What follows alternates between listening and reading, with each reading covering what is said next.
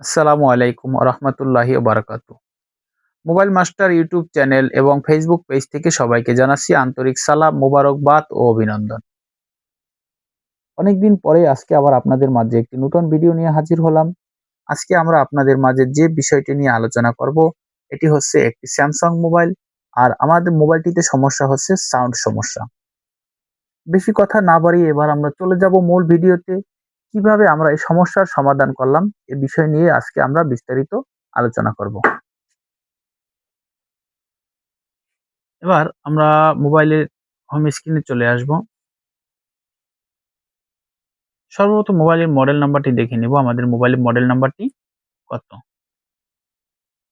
দর্শক দেখতে পাচ্ছেন আমাদের মোবাইলের মডেল নাম্বারটি হচ্ছে স্যামসাং A20s। এ পর্যায়ে আমরা দেখব যে আমাদের মোবাইলটিতে সমস্যা কি। আমাদের মোবাইলটিতে সমস্যা হলো সাউন্ড সমস্যা।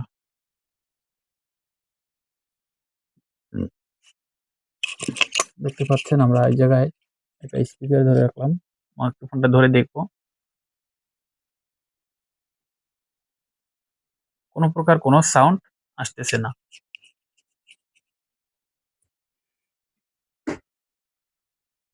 এ পর্যায়ে আমরা দেখব যে আমাদের মোবাইলের সাউন্ড কমানো কিনা। ভলিউমটি চেক করে দেখব। দেখতে পাচ্ছেন আমাদের মোবাইলের ভলিউমটা কিন্তু ফুল বাড়ানো। তারপর আমাদের মোবাইলটিতে কোনো সাউন্ড আসতেছে না। এজন্য আমি সর্বপ্রথম আমাদের মোবাইলের স্পিকারটি চেক করে রেখেছি। দেখেন আমি মোবাইলটি সুন্দরভাবে খুলে রেখেছি। খুলে স্পিকার চেক করেছি। স্পিকার চেক করার পরে আমি এই জায়গা থেকে এই বিটিপি কানেক্টরের এই মাথা পর্যন্ত চেক করেছি। এই জায়গা পর্যন্ত লাইন আসছে। এ পর্যায়ে আমরা আরো চেক করেছি। এবার আমরা কম্পিউটারের হোম স্ক্রিনে চলে যাব। দেখতে পাচ্ছেন এই হচ্ছে দর্শক আমাদের সাউন্ড আইসি। ঠিক আছে? এরপর যে আমরা সাউন্ড আইসিতে দেখবো যে আমাদের এই জায়গা থেকে স্পিকার থেকে আমাদের এই কয়েল পর্যন্ত লাইন আসে কিনা, সেটা আমরা সুন্দরভাবে দেখে নেব।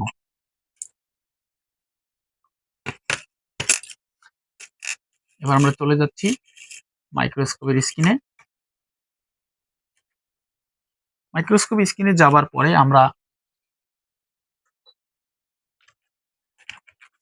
যেহেতু কম্পিউটার স্ক্রিনটা দেখাও একটু, যেহেতু আমাদের এই স্ক্রিনের মাধ্যমে স্পিকার স্পিকারের লাইন যায়, এটা হচ্ছে স্পিকারের অডিও আইসি। আমি সরাসরি এই জায়গায় ধরে হালকা একটু ভোল্টেজ দিয়ে চেক দিয়ে দেখব যে আমাদের স্পিকার নয়েজ দেয় কিনা।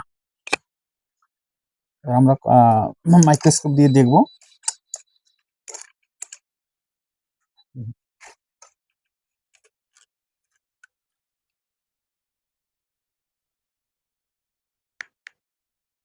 দেখতে পাচ্ছেন আমাদের এই জায়গায় ধরলে আমাদের স্পিকারে হালকা সাউন্ড দিতেছে।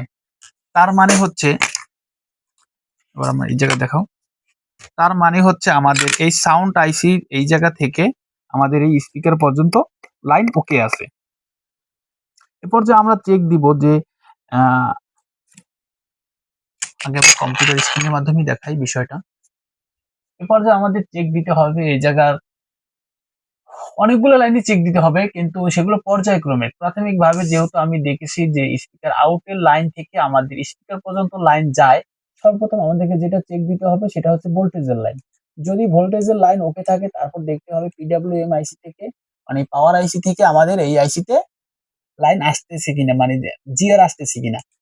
এই দুইটা জিআর আছে কিনা, এই দুইটা হচ্ছে পাওয়ার আইসি থেকে সরাসরি লাইন আসছে। দেখতে পাচ্ছেন এই হচ্ছে আমাদের মোবাইলের পাওয়ার আইসি। পাওয়ার আইসি থেকে আমাদের দুইটা লাইন, যে দুইটার মাধ্যমে আপনার স্পিকারে এনাবল সিগন্যাল পায়, এই দুইটা চেক দিয়ে দেখতে হবে এই জায়গায় পর্যন্ত লাইন আছে কিনা। এটাও যদি ওকে থাকে তারপর আমার সিপিইউ থেকে যে লাইনগুলো আসছে ওই লাইনগুলোর জিআর চেক দিয়ে দেখতে হবে যে কোনো লাইনের সমস্যা আছে কিনা। যদি সব লাইন ওকেই থাকে তারপর আমাদেরকে যেটা দেখতে হবে সেটা হচ্ছে আইসি খারাপ কিনা। যাই হোক, সর্বপ্রথম আমরা এটার বিপিএস ভোল্টেজটা চেক করে দেখবো যে আমাদের বিপিএস ভোল্টেজ ঠিক আছে কিনা। এরপর যে আমরা কম্পিউটার স্ক্রিনে চলে যাব। আর এটা হচ্ছে আমাদের সেই লাইনটা, বিপিএস ভোল্টেজের লাইন। এই জায়গায় আমরা চেক দিয়ে দেখবো যে বিপিএস ভোল্টেজটা আছে কিনা। এরপর যে আমরা মাল্টিমিটারে ডিসি মোডে রাখলাম এবং আমি মাইক্রোস্কোপ দিয়ে দেখবো যে আমাদের এই জায়গায় পর্যাপ্ত বিপিএস ভোল্টেজটা আছে কিনা। দেখতে পাচ্ছেন যে আমাদের এই লাইনটা হচ্ছে বিপিএস এর লাইন। এবার আমরা এই লাইনটিতে দেখবো যে কোনো বিপিএস ভোল্টেজ আমাদের শো করতেছে কিনা। মিটার দেখা যায়, কোনো বিপিএস ভোল্টেজ শো করতেছে না। এবার যে আমাদেরকে বুঝতে হবে যে এই জায়গায় যেহেতু বিপিএস ভোল্টেজ তৈরি হয়ে দেখা যাচ্ছে না, সেহেতু আমাদের মাদারবোর্ডে বিপিএস ভোল্টেজ তৈরি করছে কিনা সেটা দেখার জন্য আমরা কম্পিউটার স্ক্রিনে আবার চলে যাব। আমাদের বিপিএস ভোল্টেজের মেইন কয়েলটা হচ্ছে এইটা। এবার আমরা কয়েলের মাধ্যমে মাপ দিয়ে দেখবো যে কয়েলে বিপিএস ভোল্টেজ আছে কিনা। এবার মাইক্রোস্কোপ দিয়ে দেখবো,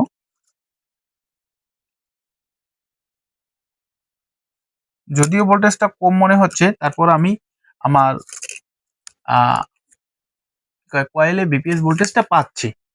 আমি কয়েলে বিপিএস ভোল্টেজ পাচ্ছি, কিন্তু আমার এই যে কি বলে এটাকে, অডিও আইসিতে বিপিএস ভোল্টেজ পাচ্ছি না। এই জায়গায় ধরো, এবার যে বিষয়টা সেটা হচ্ছে এই মোবাইলটা পানিতে পড়ছিল। পানিতে পড়ার কারণে কোনো কোনো এক টেকনিশিয়ান মোবাইলটা সুন্দরভাবে ওয়াশ করতে গেছে। এই জায়গায় স্ক্রিন সিল উঠাইছে। সম্ভবত স্ক্রিন সিল উঠানোর সময় আপনার যে কোনো জায়গা থেকে হয়তো লেয়ার ছিঁড়ে গেছে, বা কোনো সময় কাস্টমার কাছ থেকে আছাড় খাওয়ার কারণেও লেয়ার সমস্যা হতে পারে। যেকোনোভাবেই এটার বিপিএস লাইনটা মিসিং হয়ে গেছে। তার আমি কি করব, আমাদের এই অডিও সেকশনে যে বিপিএস লাইনটা আছে, এই চার্জিং সেকশনে বিপিএস কয়েল থেকে আমি এই জায়গায় একটা জাম্পার করে দেখবো যে আমাদের কাজটা হয় কিনা। যদি না হয় তারপর আমার অন্য স্টেপে কাজ করতে হবে। যাই হোক, আমি প্রাথমিকভাবে চেক করে দেখি আমাদের কাজটা হয় কিনা।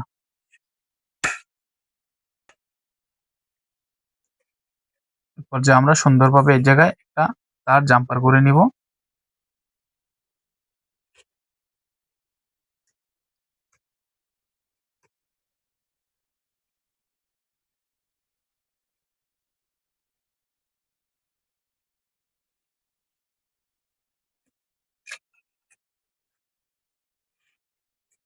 এবং এই যে বিপিএস কয়েলের ক্যাপাসিটরটা কিন্তু বিপিএস কয়েলের লাইন, বিপিএস লাইন আমি এই জায়গা থেকে জাম্পার করে দিব।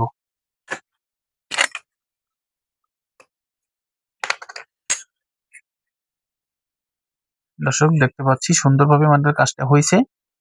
যদি কাজটা হয়ে থাকে তাহলে আলহামদুলিল্লাহ। এ পর্যায়ে মাদারবোর্ডটি সুন্দরভাবে সেট আপ করে নিব এবং দেখবো আমাদের কাজটি হলো কিনা। এ পর্যায়ে যদি আমাদের কাজটি না হয় তাহলে আমাদের আইসি উঠিয়ে আইসি যে জিআর ভ্যালু গুলো চেক দিতে হবে। জিআর ভ্যালু যদি ওকে থাকে তাহলে আমাদের আইসি চেঞ্জ করাও লাগতে পারে। যাই হোক, আমি প্রাথমিক চিকিৎসাটা দেখি আমাদের কাজটা হলো কিনা।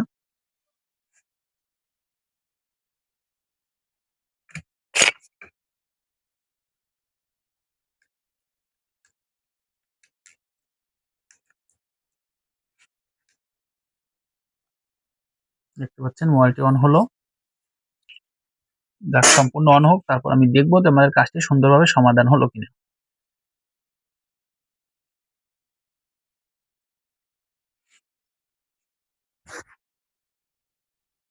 দেখতে পাচ্ছেন আমাদের মোবাইলটি অন হচ্ছে। এ পর্যায়ে আমি চেক দিব।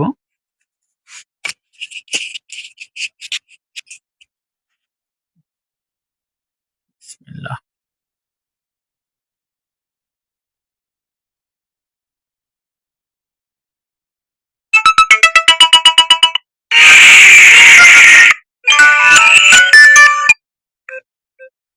দেখতে পাচ্ছেন দর্শক, আমাদের কাজটি কিন্তু সুন্দরভাবে হয়ে গেল। যাই হোক, একটি ছোট্ট জাম্পারের মাধ্যমে আমরা কাজটি সুন্দরভাবে সমাধান করলাম। কাজটির জন্য এক টেকনিশিয়ান ভাই প্রায় সপ্তাহখানেক ধরে চেষ্টা করছিল। যাই হোক, কোনোভাবেই রেজাল্ট পাচ্ছিল না। আলহামদুলিল্লাহ, আমাদের কাছে কাজটি পাঠানোর পরে আমরা আ ঠান্ডা মাথায় কাজটি নিয়ে রিচার্জ করার পরে সুন্দর সমাধান দিতে পারলাম। আপনাদের যদি আমাদের ভিডিওটি ভালো লেগে থাকে, অবশ্যই আমাদের চ্যানেলটি সাবস্ক্রাইব দিবেন, করে রাখবেন। আর যদি আপনি অবশ্যই আমাদের ইউটিউব চ্যানেল থেকে ভিডিও দেখেন তাহলে তো সাবস্ক্রাইব করবেনই। আর যদি ফেসবুক থেকে দেখে থাকেন, অবশ্যই আমাদের পেজটিকে ফলো করে আমাদের সাথেই থাকবেন। আর আপনারা কি ধরনের ভিডিও দেখতে চান সবসময় সেটা আমাদেরকে কমেন্ট করে জানিয়ে দিবেন। আশা করি আপনাদের কমেন্টের উপর ভিত্তি করে আমাদের নতুন ভিডিওগুলো তৈরি হবে। ধন্যবাদ সবাইকে।